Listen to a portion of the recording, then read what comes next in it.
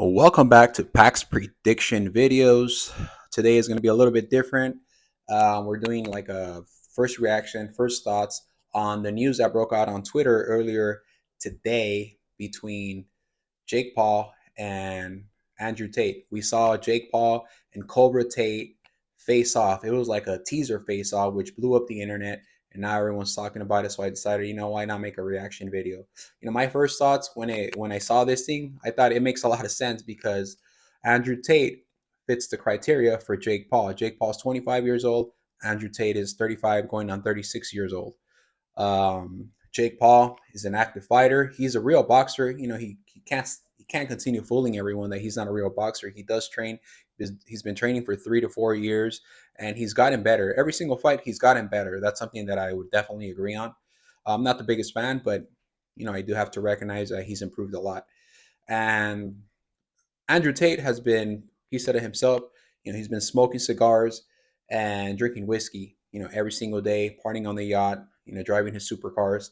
So I think this is not going to be a good night. If this whole thing goes into fruition, I don't think it's going to be a good night for the top G. It's going to be a long night, in fact.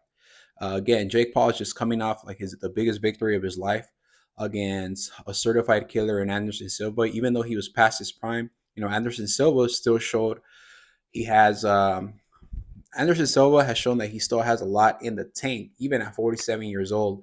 And I think that presented Jake Paul's biggest test, and he passed it relatively easy. He passed it with flying colors. So that's why I think this fight against Cobra Tate is going to go no different. No disrespect. I know he's a certified kickboxer. I know he's a four-time kickboxing world champion, and he's legit as they come. However, when you take time off, that ring rust is real.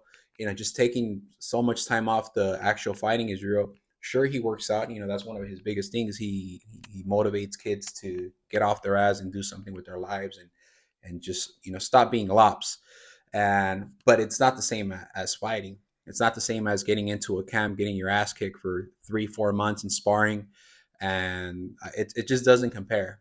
Jake Paul, again, he's been active. He's been fighting every 6 months or whatnot, and I think that's why this is going to be a relatively easy test to pass for Jake Paul. So those are my first thoughts. Probably make another follow-up video on this. And if you guys like what you see, please support my channel by subscribing, liking, and even sharing the video. So see you guys on the next one. And don't forget UFC this weekend, Adesanya versus Poatan. That's going to be a good one. Talk to you guys soon. Bye.